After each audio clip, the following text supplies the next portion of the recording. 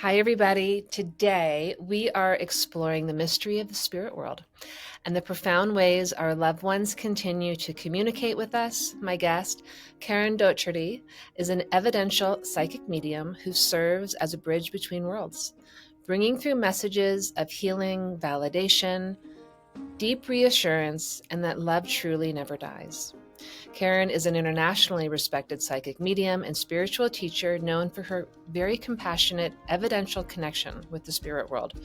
Through her work as a medium, Karen offers powerful messages of healing, guidance, and reassurance from loved ones who have crossed over. With years of experience helping people navigate grief, intuition, and spiritual awakening, Karen bridges the seen and unseen worlds with warmth, humor, and very deep integrity.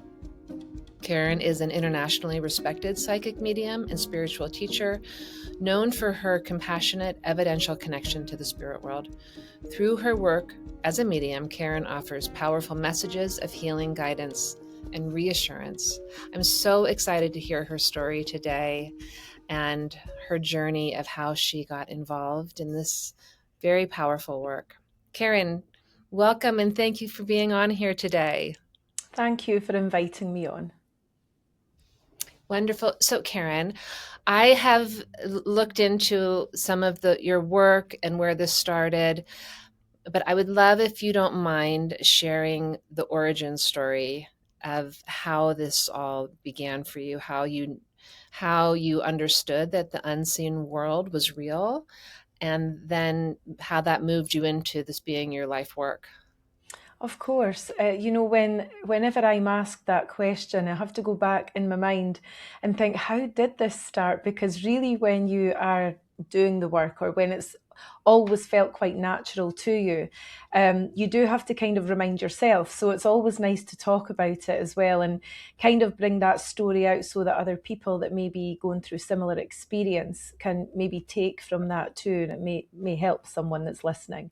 But really, mine started way back when I was a young child, and I did used to see spirit, and I didn't know they were spirit. I used to say they were from the other place. The people were from the other place, but it wasn't like you see in the movies. It wasn't like, I was seeing spirit all over the place, or I just knew what it was all about. It was few and far between in the younger years. But nevertheless, it was a real experience. And I used to talk to my grandmother about it and tell her, oh, there was a lady in the room last night, and, give her the information. And she used to say, oh, you don't worry about the dead. You worry about the living, not the dead. And she just made it very normal, very, very normal. And so as I got older into teenage years, I would pick up on people's relatives and even friends at that time, even though we were maybe 12 or 13 years old. I would be able to see people standing behind them, or, pick up little stories that I shouldn't know. And it still felt to me like, well, everyone must do this. It didn't really feel like I was doing anything different or anything that anybody would question, until a little bit later when people started to say, where do you get that from, or how are you getting that information? And also by then I had started reading a lot of books on mediumship. I was very drawn to mediumship. I used to watch mediums work, when they were on TV, and read all these books from the age of 10 about mediumship. Even at that point, my mother would say, you're not getting to read that book. That's an adult's book, and I'd say, no, I really want to read the life story of this medium. So really looking back, it was always there, but I did not realize that it would mean that I was a medium. And when that started coming about in my mind, it was because I had spoken to a local medium from the local spiritualist church. And I'd said, oh, I get this and I get that. And when I go to bed at night, I get lots of voices all at once. They're all like talking over one another, and it's quite frightening. It was becoming a bit overwhelming for me. And she said, oh, well, that's because you have to develop it to know what to do with it. And I said, well, what do you mean? Like, develop what? And she said, well, you're a medium. And when she said it, I was like, I'm not a medium. Like, because I seen mediumship as an amazing, rare thing that people had, an ability that people had, but never thinking I would do that. And so she invited me along to a circle, a development circle, and I went. And as soon as I sat down, I just felt, oh, this is what it is. And I just actually felt like I was home, and everything started to make sense from that point onwards. Okay, so that is amazing. I think that many, not many, but I think that there are people who've had experiences when they're young and you sort of think that you're making it up. So I feel like that was such a beautiful gift that your grandmother gave you, that she validated it. She didn't say, "Oh, you're making it up," or "That's not real." She just said, "Oh, don't worry about it. It's not, they won't hurt you." Mm-hmm. What a wonderful thing that your grandmother had that awareness. I do have to ask, when you would see the spirit people, would you see them with your eyes open or with your eyes closed? How were you perceiving as a child? Both, really. I remember actually physically seeing spirit in my grandmother's house, but then there's other times where I would be in bed and my eyes would be closed, and then I was just aware of presence and aware that there was someone there. Maybe I could hear them breathing, or maybe I would see a vision in my mind's eye. So when I was younger, it really happened both ways. I think a lot of my life thereafter was more sensing spirit and um, occasionally maybe seeing, but not as often as I did when I was younger. And you're correct that my grandmother did make it easier for me, because a lot of times children are it's written off as imagination or imaginary friends and that kind of thing. And my mother at that time didn't really understand it. She believed in psychics and mediums, but obviously she would never think I was, going to do that. So she just used to say, "Oh, I don't know where we got you from. You're not like your sisters." And she'd say, "Oh, you're from the moon," And because she had said all of that to me as I was growing up, and then my grandmother said what she said, I kind of felt like there was something, but I didn't know what it was. Right. So you felt that there was something different about you. You weren't quite sure. So then you, as a child, you have these experiences. Then you move into your teenage years, and then you actually get messages that you give to your friends. Yeah, sometimes. Yeah, it would often be their grandmother who had passed away, or someone that had been close to them. And I would just kind of pick up on it, not like sitting someone down and giving them a reading, but more like just maybe a one sentence or a little message or something like that. That's kind of how it started. Yeah. And would you notice that they would, like for them, that would be something that was like sort of exciting for them to hear a message? You know what's Did your funny? friends give you some validation? Yeah, they did. But what's funny is when I look back, I didn't feel like I felt those thoughts were almost like my thoughts.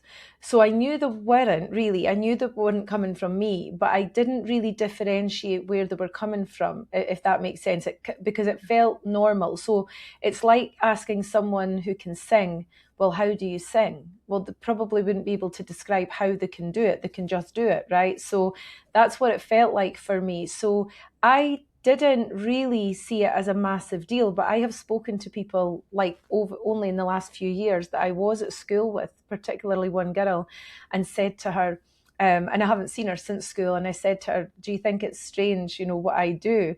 And she said, "No, because you were always like really strange about all that at school." And I said, "I don't recall it like that." And she said, "Oh, like everyone knew that you were getting messages and things like that. So I think other people seen it, but because it felt naturally to me, I didn't really look at it like that."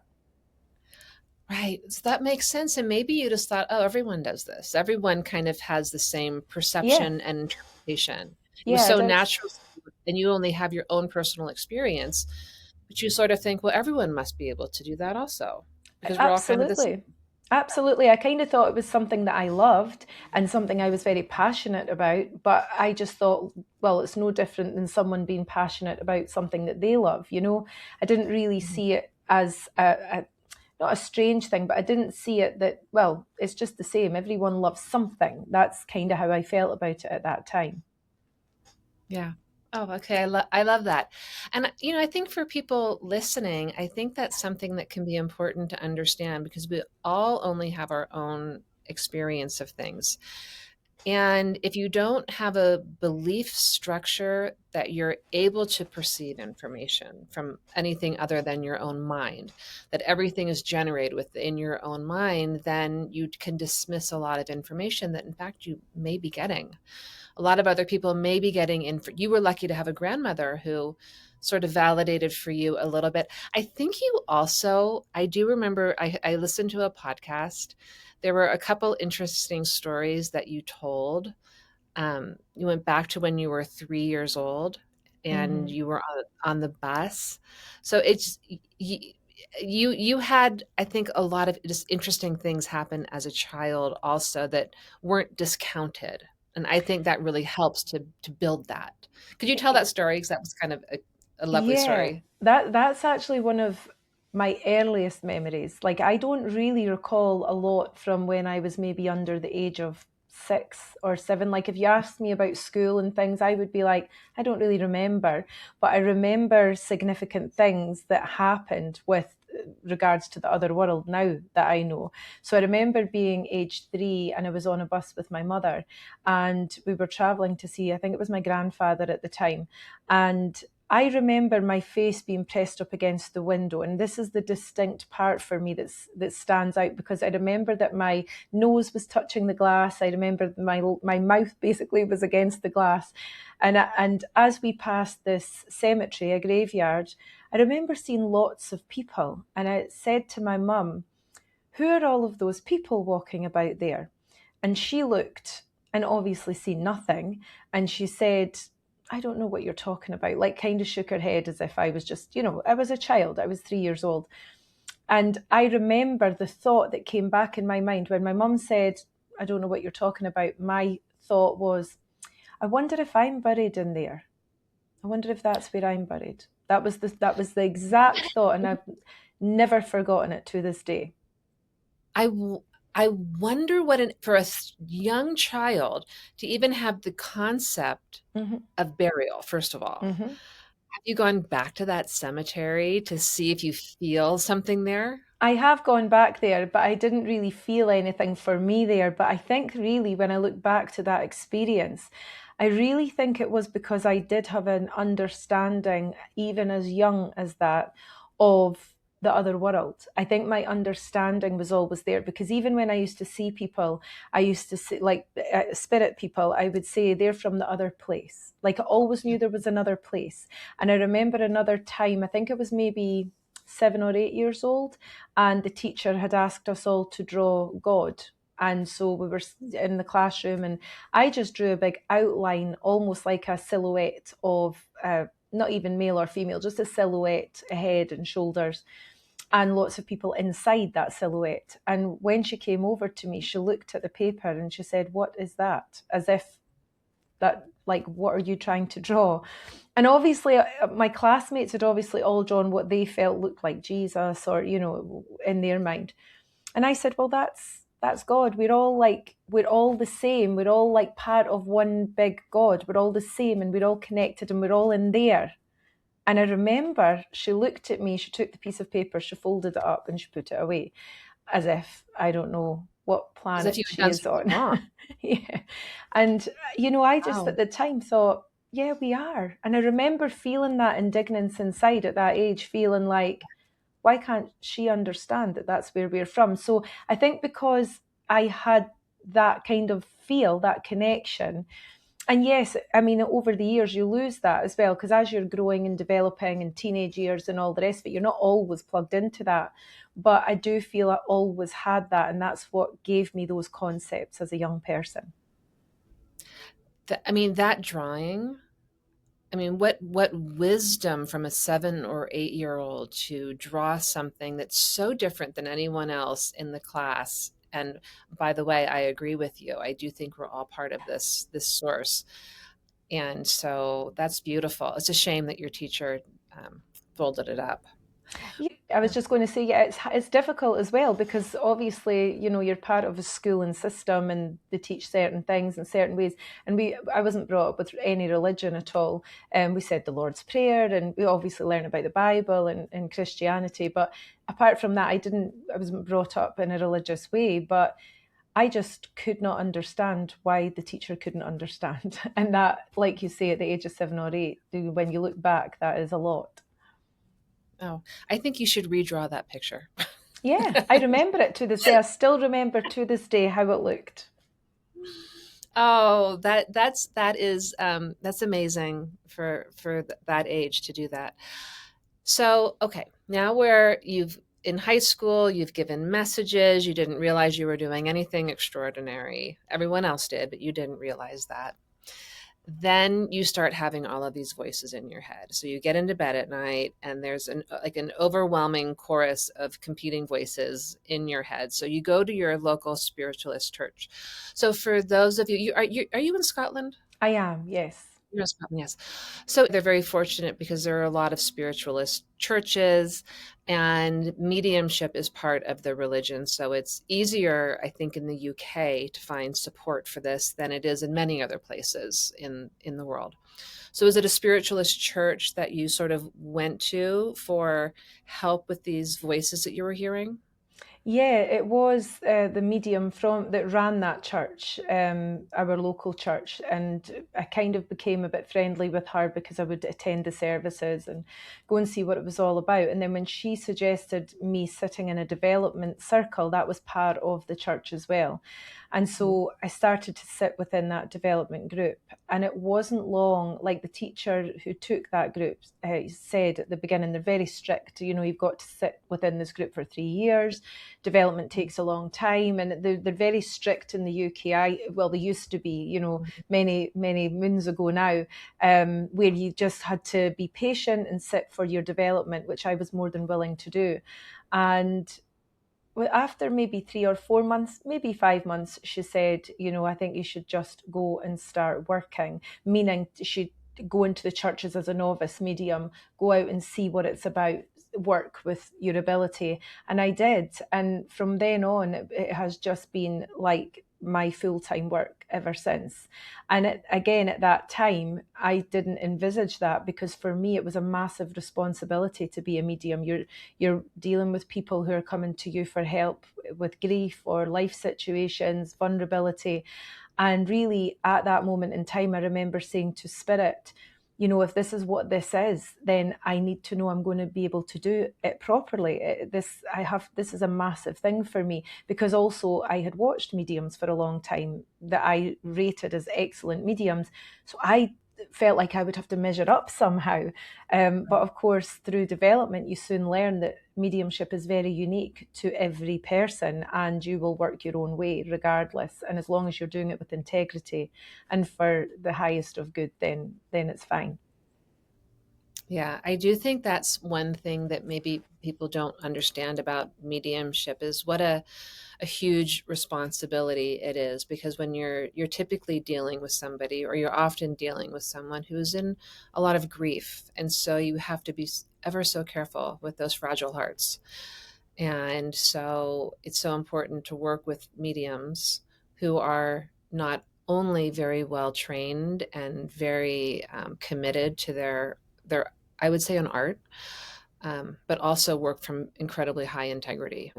I agree. And I think there's a lot of it now, and this is obviously just my opinion, but there's a lot of it that's seen as entertainment. And I just find that the sacredness is forgotten sometimes. When I work with audiences and even in one to ones, I will always say to people, this is sacred. Please understand how sacred this is, that we can communicate with your loved one who has crossed over. Because I think with social media and things, whilst it's all a very good platform for opening up people's minds and kind of letting people see what it's about. So I think it's excellent for that. But also at the same time, you're then seeing a lot of it as kind of conveyed as fun or entertainment or, having a laugh with it. And I think somewhere in that, the sacredness of it gets lost. Really, the power of the spirit is a very sacred thing. That's an excellent point. So it always is. When I work in that way, I'm always in awe, first of all, that this communication can take place. I never lose that sense of wonder and um, and just humility to be able to connect with those realms. So with your work, are there some things in the spirit world that you have found that maybe you've been doing this for a very long time, that people may want certain kind of questions answered? They may come to you like, I want to know about, they have an agenda of what they want to know when they come in. Have you found that there are certain things that the spirit world does not want to talk about? Do you ever Yeah, get that, where something in general where the spirit world really doesn't want to talk about certain things? I think the biggest thing for me is that you know that spirit cannot influence people's decisions. And I think when people do come to see you, particularly if it's about their own life, if it's more of a psychic reading that they're looking for about things that are happening within their own life, they want you to answer it. They want to ask their mum or their grandmother or their dad, whoever they've got there. They want them to give them the advice or answer their questions or give them the outcome. And I always say to people, that's not what it's about. Like, the spirit world are not there to influence or shape our lives, because that is our responsibility. What they can do is bring a bit of guidance, or they can confirm that there's maybe a certain situation going on for someone, but they will never come in and say, tell my daughter to do X, Y, and Z. So I think that when people come with an agenda or want answers, you have to be careful as the medium to kind of take the responsibility of that on, and tell them, that I cannot influence your life. I have had so many readings over the years where people really expect to come to you and walk away with definitive answers on what they should do. And you can't, ethically, you can't do it, and morally, you can't do it. So in that way, I don't feel that spirit will give me answers, but there's not really a subject they won't talk about. If there's something going on for someone, they will talk about that. The other thing I as well is, people think that you're going to be able to tell people when someone's going to pass away, or give a prediction of ill health. If people often want to know, what about my health? And I say, well, I haven't picked up anything that's going on for you right now, so is that correct? And they'll say, oh yeah, I just mean in the future. And I'm like, well, the spirit world are not going to tell me anything that's going to give you fear for your future. They're not going to say, oh, in 3 years' time, something's going to happen. Now, people think that psychic work is prediction work, but it's not. It's not. We can pick up on the potential for things, but really not make predictions. So there's elements of both of those things that I have to explain from time to time for people to understand what it's about, because the message of the spirit, connecting with someone evidentially for mediumship, is about understanding that there's life after physical life. And that's the whole message. When they want advice or guidance or something else, it's more about their life, then they will guide, they will bring information, but they won't make the decisions. Yeah, that's a really good point that you just made, that you can see potentials, but you really can't make predictions. So would you say that if someone is working with a medium who may say things that are scary to them, or making big, bold predictions, that may be a little bit of a red flag and areas to sort of rethink who you're working with? I would say so, because any medium would know that they're not there to instill fear in any way. Now, I'm not talking about people that maybe make world prophecies, like if you look back at Nostradamus and people like Nostradamus, of course, that's a different thing. That's prophecy, and prophecy is different in its own way. Yeah. I mean, it's still mediumship if under the umbrella of, but it is different. But in a one-to-one situation, if you're working with a medium about your life, then there really shouldn't be things that come up that make you feel uneasy or make you feel fearful. And I think that, maybe once or twice over the years, I have picked up when someone was going to pass away, but that's because they were already in the process of passing. That was, they were already in their bed with an illness, and it was more about gauging the time frame for that person or understanding that. That's a different thing. But potential, I always say, is what we pick up on, because we have free will. So I can say to someone, I know potentially X, Y, and Z is going to happen, but it's really down to that person on whether they choose that path. And so if you say to someone, oh, you're going to have your dream job, you know, that you're in your career, your dream job is there for you, I can definitely see that.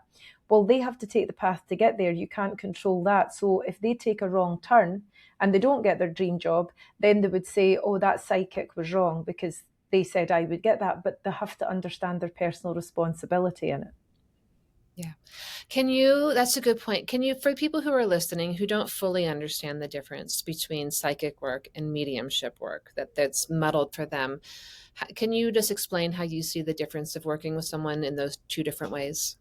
So, psychic work is when the medium or psychic is working with your energy, your life, your soul. So, if someone comes to me about their own life situations, relationships, career, anything going on to do with the earthly world around them, that's a Mhm. psychic link. I can tune into that psychically. I can pick up things about their life, the potential for things to come, and I can do all of that on a psychic level.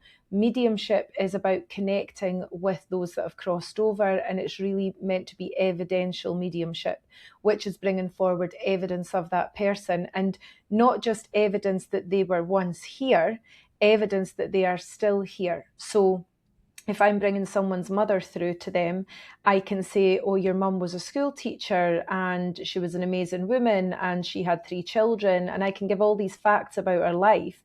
But unless I bring something that's in the here and now, which would be like, oh, your mum's telling me that you planted a rose bush for her after she passed, or she's telling me that she was there 3 weeks ago, there's been a baby born. These are events that are happening now. So that's what proves that the mother is still here and not just the memory of the mother. So there is a big difference in that as well. And again, I think that gets lost sometimes, the evidential mediumship, because I think people are eager to hear from their loved ones. So if a medium says, oh, I've got your mum here and she's telling me that you have to sort your life out and you're moving house and you've got a new relationship, well, there's not been any evidence of the mother in that. And there's, you know, that's not mediumship. That's the medium linking in psychically to what's going on in the person's life. They might link in psychically and say, oh, she's lost her mum and this is going on and that's going on, but it's still all psychic. So there is a difference. And, you know, the public don't really know that. And I understand that, you know, but that's where I feel it's the medium's integrity that should always be explaining what has taken place. Yeah. Will you sometimes, when you're working with the one-on-one, will you sort of maybe switch back and forth into like the frequency of working with someone's soul and their psychic energy and then connecting in with a loved one? Or do you tend to do a psychic session or a mediumship session? Usually it's both. Usually it depends on the need of the person. If someone comes to me and they don't really have a close link with someone in spirit, or they're not really looking for that, then it'll mainly be psychic. I might still pick up on someone popping in, but it won't be, you know, more, it won't be about them, it'll be about the person. But usually most people want both. Most people have got someone they want to hear from as well.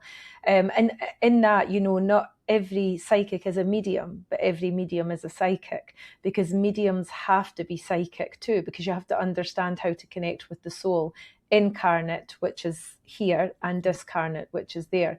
Whereas a psychic, you can get excellent psychics out there that are purely psychic and they don't have a link with those that have crossed over, but they're still excellent psychics. So there is both. Yeah. Okay. So I like what you're talking about, how you can have someone who has crossed over, but they're still involved in your life. They're still aware of you and what's happening in your life. You have a really wonderful story with your own mother, and I wonder if you'd be willing to share about a Barry Manilow concert.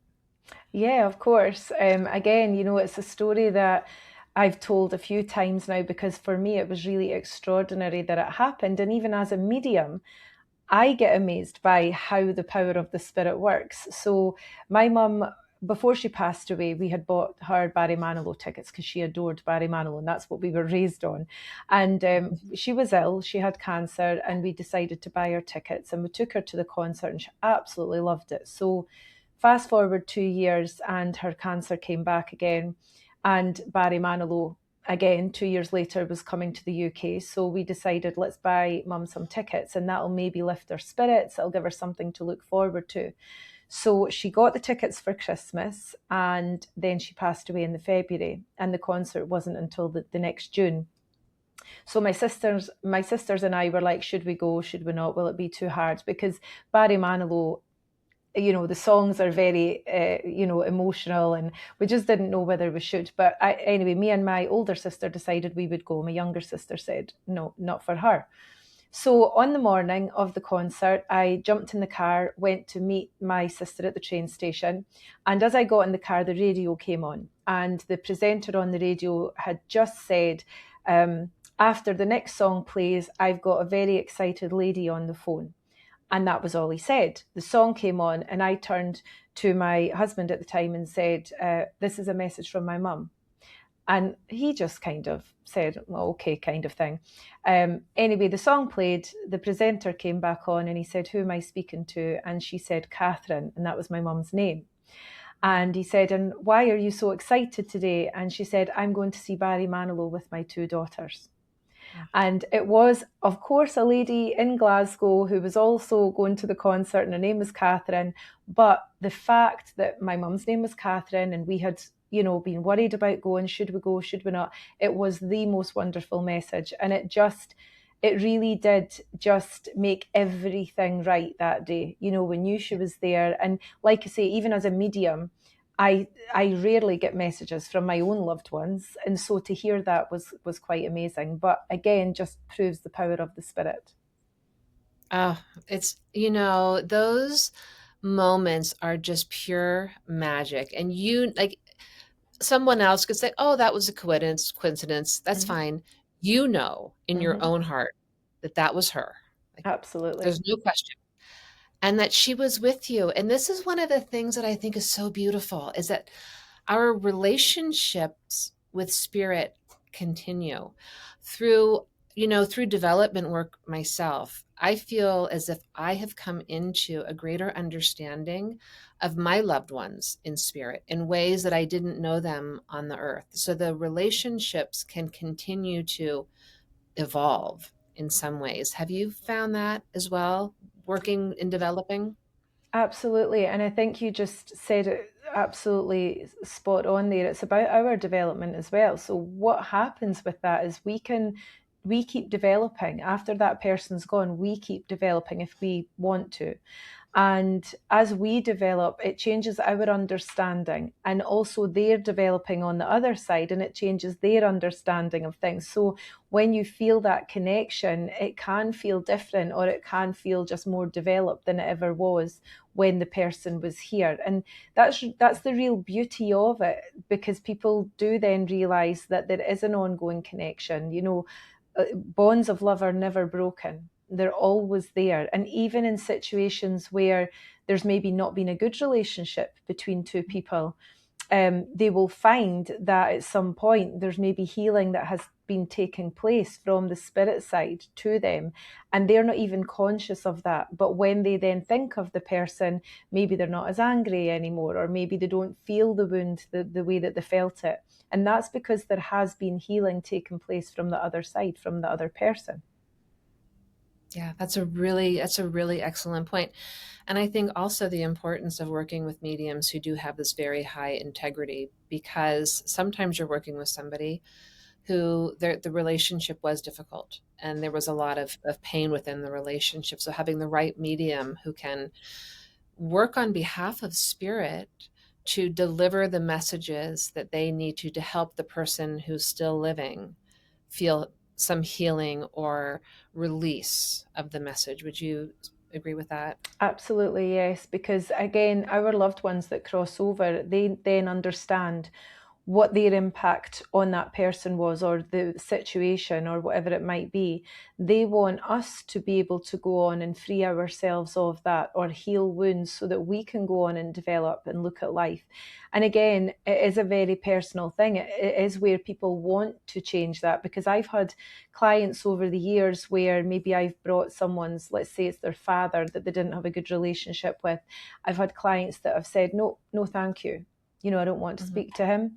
And I have to understand that. And I have to say, well, I can only let you know he's here, but we don't have to go into a communication with him. I then say to him in the spirit world, She doesn't want to go into that communication. He understands that in the spirit world.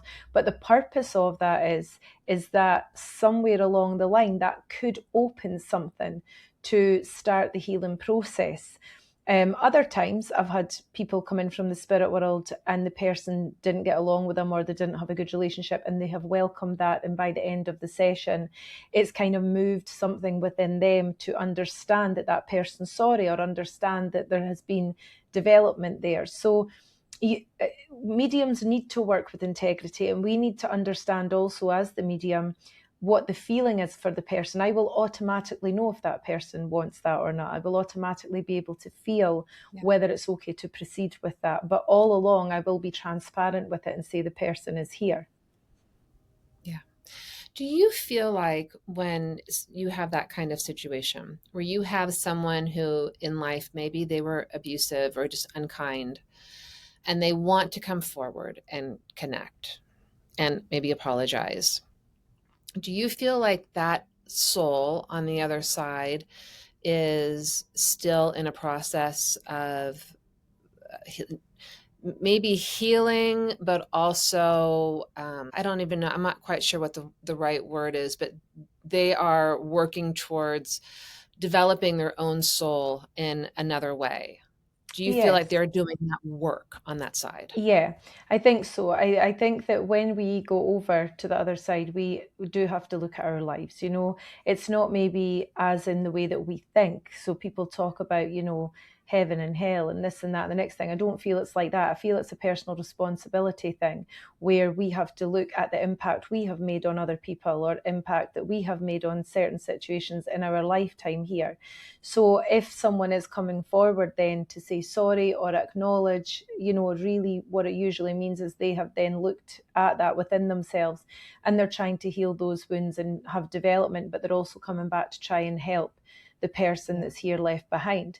Likewise, I've had someone through before that is not interested in healing themselves. I've had a spirit that I'll never forget, that he came forward and he was just like, that's what I did when I was here, and that's that. He just had no interest in, he acknowledged it, but he had no interest in saying sorry or feeling as if there was a need for that. And I had to be honest about that too. And that really stands out to me as someone even on the other side that isn't looking at themselves or isn't developing. And we do have that free will. So we have free will in this side of life. We have free will in the spirit side of life. Even though we are in the spirit, we know where we are, we know what it's all about, we still have free will. And it's part of that person's life here, and it's a part of them that happened. So it might just be that they go over that, So I think, people have to understand it's an ongoing thing, whether it's in this world or the other world. Okay, I've been thinking about this so much, and I love this part of this conversation because I think about, we can have this perception of the other world. We're just going to call it the other world for right now. And that we believe, or many people believe, that that's sort of one place and it's all the same, and everyone's sort of having the same experience. But more and more, I feel like, no, like there are 8 billion people having 8 billion different experiences on the planet, which are wildly and radically different. I sort of feel like now the other world is the same. That Yeah. they are also having very different experiences in the other world. Now, your story about someone coming through and being totally unapologetic is the first time I've heard that story, but I'm not surprised, because I think there's all different levels of consciousness and free will and beings experiencing reality and their selves as they want.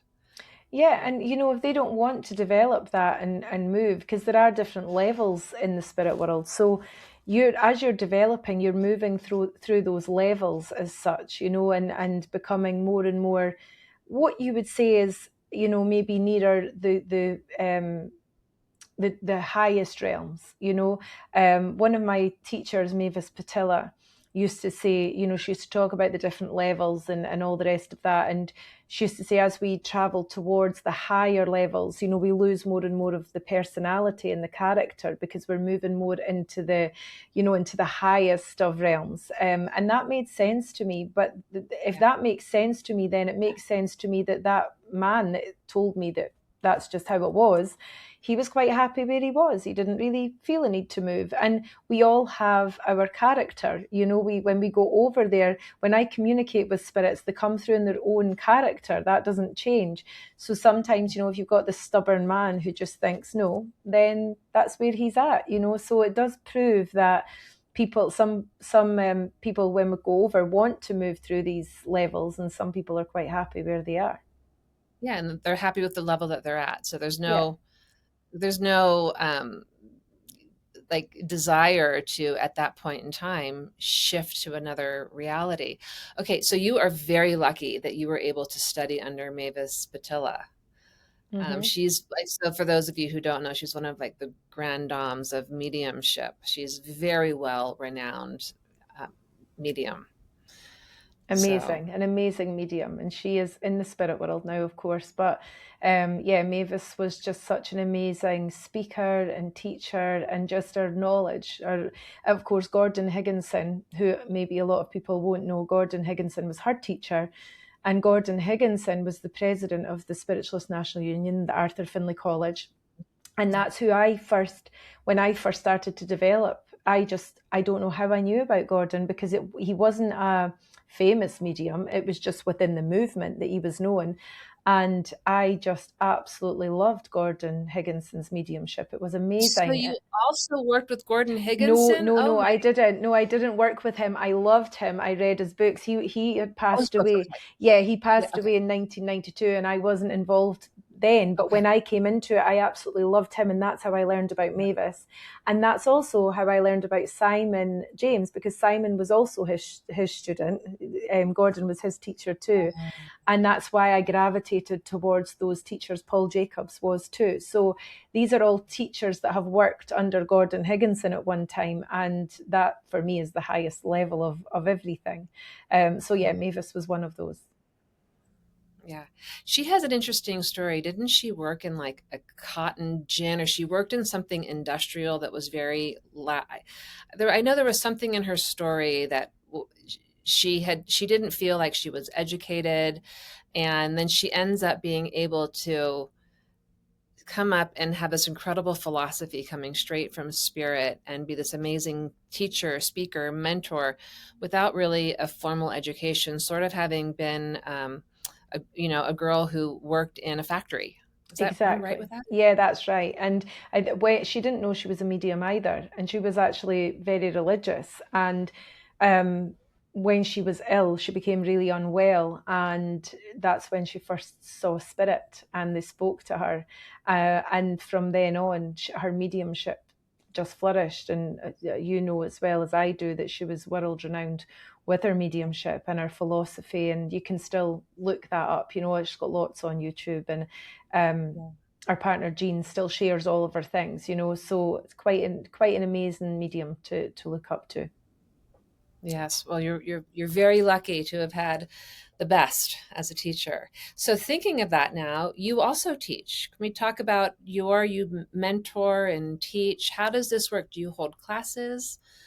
Yeah, I do. I do hold classes. I also do a lot of mentorships online, primarily because the world is such a small place now with Zoom and Teams and everything else. So I do see a lot of students from all over. But the reason that I do mentorship is because when I was learning and developing, although I went out to seek teachers, I didn't have anyone really local. I know I had the local mediums, but when I felt like I needed more and more knowledge, I didn't really have anyone to talk to about it. And I then discovered obviously the college, and I went down to the Arthur Findlay College.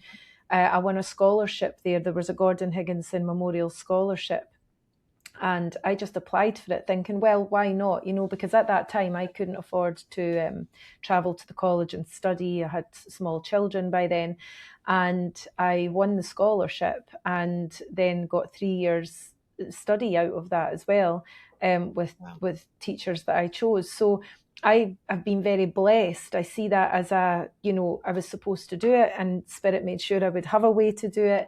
And that's how I went on. But throughout that time, I remember feeling like when I'm at a level that I'm comfortable with, I will offer this to other people. I will offer mentorship, because I just found it so difficult not having people to ask questions to throughout my development. So that's why I started my mentorship. And I actually love it. I love seeing people flourish. I love seeing people learn through it. And like you, I'm sure, there's many different ways of developing. There's many different ways of looking at it. But again, sometimes I think there's too many. When if we go back to basics and just understand spirit, then it makes it a lot easier. Yeah. So would you say that everyone has this ability to be able to do mediumship work? I think everyone has an ability to develop psychic. We all come here with psychic intuition from the spirit world. That's, some people call it your sixth sense, a Hmm. hunch, intuition. But that's your psychic ability. And I think some people are meant to develop it to a high level and maybe use it for work. I think other people are meant to develop it for their own needs and their own life, and we can all certainly do that. So I think we can develop that. I don't particularly feel like everyone can develop mediumship. I feel like there are obviously many people that can, and I feel if it's a natural part of your ability, absolutely it can be developed. But I don't know that everyone's meant to do it. And I think this is where I feel sometimes we go wrong. And like, even in classes, maybe it's like there's classes that are run out there that people are told everyone can do this, come in. And then when people can't quite understand it or can't make a connection, they get frustrated, and then they take it like there's something wrong with them or they can't do it. So I think you've got to be very careful in saying that everyone can do it. I think it's for some. I don't think it's for everyone. Okay. I just wonder, I think probably I would say if someone has a very strong desire or curiosity or fascination with it, probably it would be more likely, I think. I don't think you would be drawn to it Yeah, if there wasn't something there for you. I Like I don't agree. think you would pull Yeah. towards something that you would have a big block to. Yeah, I agree with Um, that. And I think that once people go with how they feel, they will mhm. discover it to the level that they can discover it. So even if, that's not me saying, oh, if you love mediumship, you shouldn't go and try to develop or go to classes or maybe go down to the college or wherever.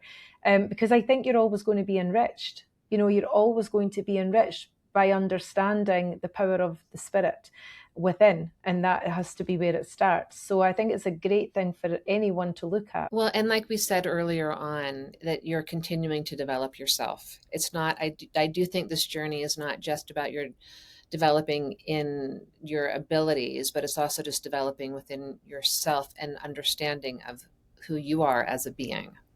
So I think there's always learning in that.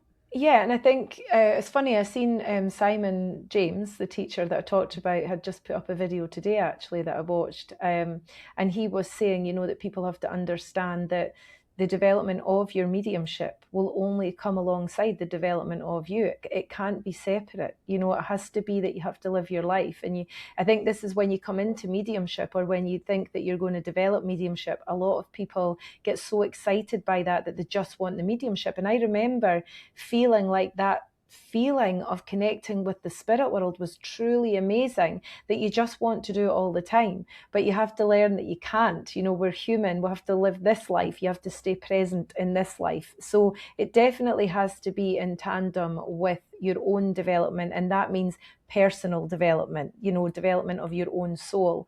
And so that there's an understanding between the two. Yeah, and I think that's something that people get very curious about. You began this journey with all these voices in your head and it felt scary, and so you started developing. And then I'm imagining you learned how to differentiate the world. So today, you're in the grocery store. Do you get messages from spirit, or do you, when you work and you're in your life, or is there a bleed over?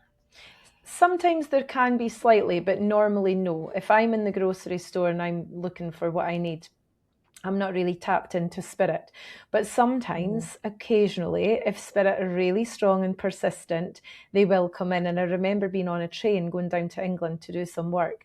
And I sat across from this stranger, this lady, and immediately felt her husband there. And he was telling me lots of things about her. And he told me her name was Maggie. And he said to me, I need to speak to her. And I was saying to him, in my mind, of course, to him, I can't do that. This is a stranger. You don't, ethically, that's not the correct thing to do. I Yeah. didn't know what the lady's beliefs were or whatever. So I was like, mm-mm. So I said to him, if you want me to talk to her, you're going to have to get her to talk to me first. So anyway, 10 minutes later, she said, oh, where are you off to today? And we kind of got chatting. And I said, I'm going to England to do some work. What do you do? I said, I'm a medium. Oh, I love mediumship. I love everything to do with mediumship. And so I said, oh, I said, that's interesting. I said, are you Maggie? And she just then looked at me like, yes. And I said, I have your husband here. And she said, oh, please, please, speak to me about this. So then I was able to pass everything on.